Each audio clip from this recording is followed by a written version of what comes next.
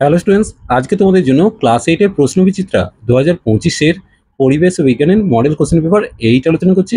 স্কুলের নাম হচ্ছে মিত্র ইনস্টিটিউশন, ভবানীপুর, পেজ নম্বর 220। প্রথমে একের দাগের সঠিক উত্তর নির্বাচন করতে বলেছে। এটা ফিজিক্যাল সায়েন্স পার্ট। একের যে কোশ্চেন দিয়েছে, কোনো মৌলের সঙ্গে অক্সিজেন যুক্ত হওয়ার বিক্রিয়াটি হলো জারণ। যেহেতু অক্সিজেন যুক্ত হচ্ছে তাই সেটিকে জারণ বলবো। দুয়ের যে কোশ্চেন দিয়েছে, আলুর মধ্যে থাকা কোন এনজাইম অনুঘটক হিসাবে কাজ করে? অবশ্যই ক্যাটালাইজ হবে। তিনের কোশ্চেন, টিনের লেপনে প্রলেপনে ব্যবহৃত তড়িৎ বিশ্লেষক পদার্থটি অবশ্যই স্ট্যানাস ক্লোরাইড, অর্থাৎ বিয়ের উত্তর সঠিক হবে। এরপর চারের কোশ্চেন দেখে নেব, 1 ক্যালোরি সমান কত জুল? উত্তর হবে 4.2 জুল। পাঁচের কোশ্চেন, একই উষ্ণতায় 5 গ্রাম বরফ 0 ডিগ্রি সি থেকে 5 গ্রাম জলে পরিণত করতে কত তাপ লাগবে? যেহেতু 1 গ্রামের জন্য 80 ক্যালোরি তাপ লাগে, তাহলে 5 গ্রামের জন্য 5 × 80 মানে 400 ক্যালোরি তাপ লাগবে। এরপর দেখে নেব, প্রদত্ত কোনটি তড়িৎ বিশ্লেষ্য? দেখো এখানের মধ্যে নুনটা জলে দ্রবীভূত গলিত অবস্থায় কি হচ্ছে, তড়িৎ পরিবহন করে, তাই নুনটা হচ্ছে তড়িৎ বিশ্লেষ্য। ড্রাই সেলের বিভব পার্থক্য কত? দেখো ড্রাই সেলের বিভব পার্থক্য সাধারণত 1.5 ভোল্ট হয়। এরপর বজ্রপাত বেশি হয় অবশ্যই গ্রীষ্মকালে, এটা তোমরা নিজেরাও দেখেছো। এরপর 9-এর কোশ্চেন, লিনতাপ প্রযুক্ত হলে বস্তুর অবস্থান্তর হয়, অর্থাৎ বিয়ের উত্তরটা সঠিক হবে। এরপর 2-এর পার্টটা আমরা দেখে নেবো কি দিয়েছে। বলছে অতি সংক্ষিপ্ত প্রশ্নের উত্তর করতে বলেছে। বজ্র নিরোধক কি? চলো দেখে নেব। দেখো, বজ্রপাত থেকে কোনো বাড়ি বা সৌধকে রক্ষা করার ব্যবস্থাকে বজ্র নিরোধক বলে। এরপর যে কোশ্চেনে দিয়েছে, অনুঘটকের একটি বৈশিষ্ট্য চেয়েছে। অনুঘটকের বৈশিষ্ট্য হচ্ছে অনুঘটক রাসায়নিক বিক্রিয়ায় অংশগ্রহণ করে কিন্তু বিক্রিয়া শেষে আবার তাকে ফিরে পাওয়া যায়। এরপর দেখো 3-এর কোশ্চেনে দিয়েছে তাপমোচী বিক্রিয়ার একটা উদাহরণ দিতে বলেছে। অবশ্যই কয়লার দহন লিখলাম, এখানে লিখলাম কয়লার দহন বা কার্বনের দহন। তাহলে এই জায়গায় উত্তরটা কি দিয়ে দেবে, C+O2 থেকে CO2 প্লাস তাপ। এটা হচ্ছে একটা তাপমোচী বিক্রিয়ার উদাহরণ। এরপরে যে কোশ্চেন দিয়েছে, জারণ কাকে বলে? দেখো এখানে যেটা দিয়েছে, কোনো মৌল বা যৌগের সঙ্গে অক্সিজেন বা তড়িৎ ঋণাত্মক মৌল যুক্ত হওয়া, বা কোনো যৌগ থেকে হাইড্রোজেন অপসারিত হওয়া, বা কোনো মৌল থেকে ইলেকট্রন অপসারিত হওয়াকে জারণ বলে। এরপরে যে কোশ্চেন দিয়েছে, একটি পদার্থের উদাহরণ দাও যা একটি ধনাত্মক অনুঘটক ও কঠিন বিজারক। অবশ্যই MnO2 অর্থাৎ ম্যাঙ্গানিজ ডাইঅক্সাইড, বানানটাও লিখে নিতে পারো, ম্যাঙ্গানিজ ম্যাঙ্গানিজ ডাই অক্সাইড। এরপর দেখো, তড়িৎ লেপনের উদ্দেশ্য কি? তড়িৎ লেপনের উদ্দেশ্য হচ্ছে সৌন্দর্য বৃদ্ধি করা, সৌন্দর্য বৃদ্ধি, অথবা স্থায়িত্ব বৃদ্ধি, অথবা লোহায় মরচে পড়া আটকানো ইত্যাদি। এরপর দেখো, তড়িৎ বিশ্লেষণ পদ্ধতিতে পরিশোধন করা হয় এমন দুটি ধাতুর নাম লিখতে বলেছে।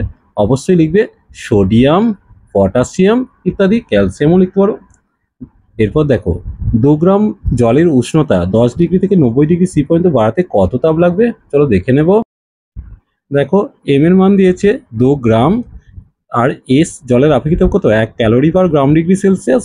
আর তাপমাত্রার পরিবর্তনটা হচ্ছে 90 ডিগ্রি থেকে 10 ডিগ্রি বাদ দিয়ে 80 ডিগ্রি সি। আমরা জানি গৃহীত তাপ ইকুয়াল টু H সমান MST।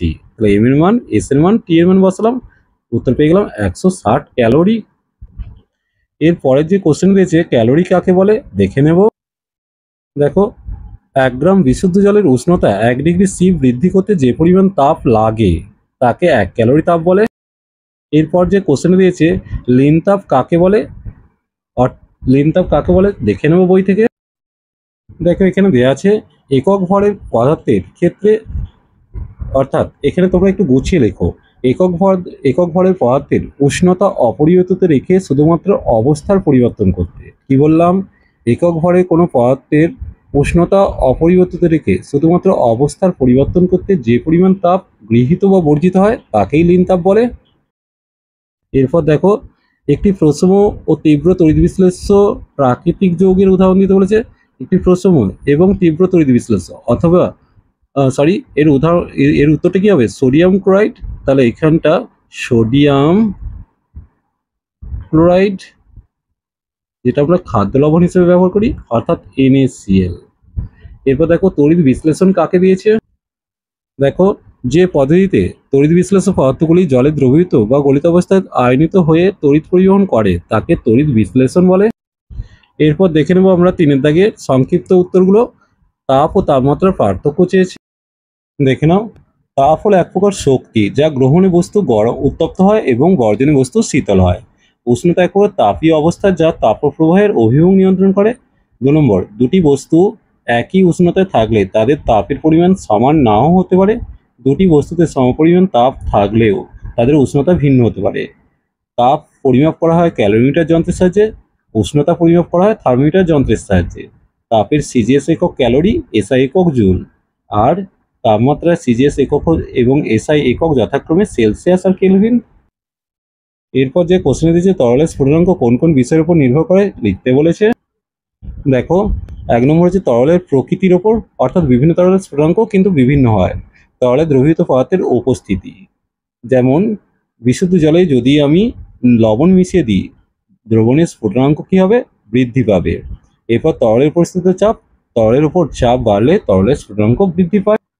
এরপর দেখো, পোড়াচুনে জল দিলে কলিচুন তৈরি হওয়া ছাড়া প্রচুর স্টিম নির্গত হয়, কেন এমন হয় ব্যাখ্যা করতে বলেছে।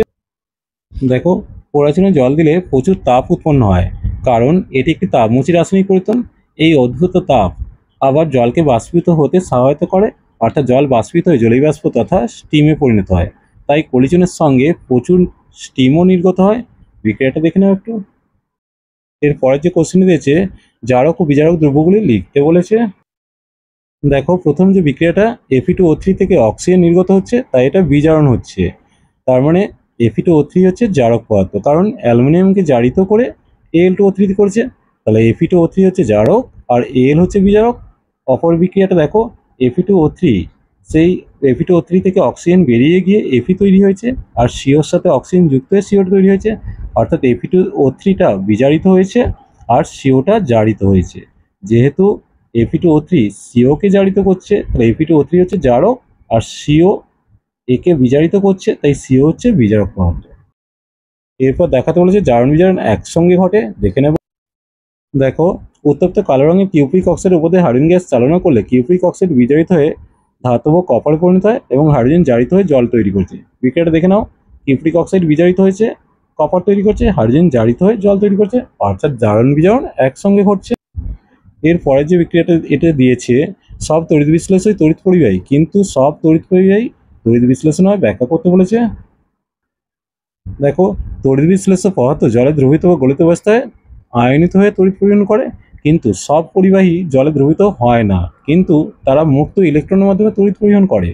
যেমন কি হচ্ছে, পারদ হতে পারে, সোনা, রূপা, তামা ইত্যাদি কঠিন অবস্থায় তড়িৎ পরিবহন করে, কিন্তু এরা তড়িৎ বিশ্লেষণ হয়। তাই সমস্ত তড়িৎ বিশ্লেষক তড়িৎ পরিবাহী হলেও সব তড়িৎ পরিবাহী তড়িৎ বিশ্লেষণ হয়। এরপর দেখো, অম্লায়িত জলের তড়িৎ বিশ্লেষণে ক্যাথোড ও অ্যানোড বিক্রিয়া লিখতে বলেছে। দেখো, প্রথমে লিখবে অম্লায়িত জলের তড়িৎ বিশ্লেষণে জল বিয়োজিত হয়ে H+ আর OH আয়ন তৈরি করছে, OH- আয়ন। এখানে ক্যাথোড বিক্রিয়া কী হবে, H+ ক্যাথোডে গিয়ে একটা ইলেকট্রন গ্রহণ করে হাইড্রোজেন পরমাণু তৈরি করে, দুখানা হাইড্রোজেন পরমাণু মিলেমিশে হাইড্রোজেন গ্যাস তৈরি হচ্ছে। আর অ্যানোড বিক্রিয়াটা যদি আমি লিখি, অ্যানোড বিক্রিয়াটা যদি লিখি তাহলে কি হবে, অ্যানোড বিক্রিয়াটা দেখে নাও। অ্যানোডে OH- যাবে, একটা ইলেকট্রন ত্যাগ করে হাইড্রোক্সিল মূলক তৈরি করে, 4খানা হাইড্রোক্সিল মূলক যুক্ত হয়ে দুখানা দু অণু জল আর 1 অণু অক্সিজেন গ্যাস তৈরি করে দেয়। এরপর দেখো, তড়িৎক্ষরণ বলতে কি বোঝো। দেখো, তড়িৎক্ষরণটা এখানে লেখা আছে, একটু দেখে নাও, পারলে এটাকে একটু ছোট করে লিখে নিও। এরপর চলে আসবো লাইফ সায়েন্স পার্টে। দেখো, প্রথম যে কোশ্চেনটা দিয়েছে কন্দ জাতীয় ফসলের উদাহরণ চেয়েছে, অবশ্যই আদা হবে। প্রদত্ত কোন রোগটি রক্ত সঞ্চালনের মাধ্যমে সংক্রমিত হয়, অবশ্যই হেপাটাইটিস হবে।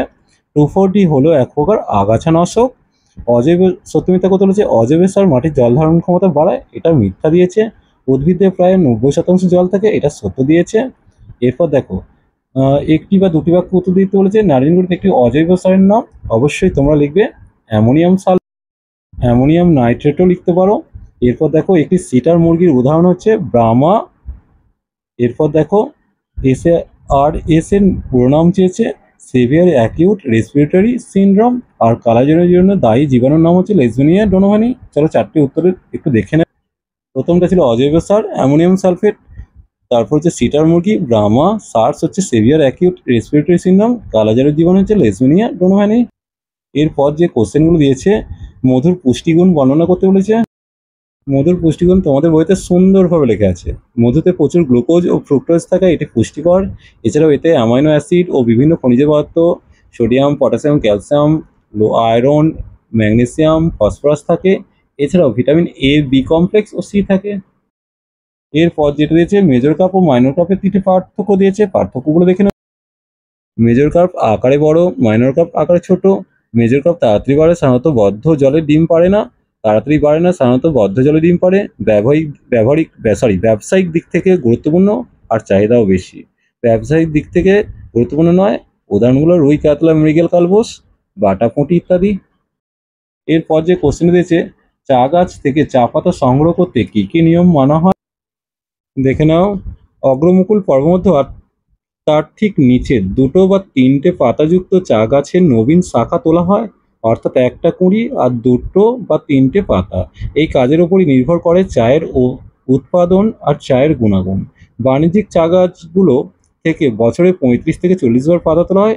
এক একবার প্রতিটি গাছ থেকে 10 থেকে 15 গ্রাম পাতা তোলা হয়। এর পরে যে কোশ্চেন দিয়েছে, বলছে ডায়রিয়া শব্দের অর্থ কি। ডায়রিয়া শব্দের অর্থ হচ্ছে প্রবাহিত হওয়া। এই জায়গাটা লিখে দিচ্ছি, প্রবাহিত হওয়া। এরপর দেখো এই রোগ কিভাবে ছড়ায় দেখে নেব। সাধারণত এই রোগের জন্য দায়ী হচ্ছে এক ধরনের রোটা ভাইরাস।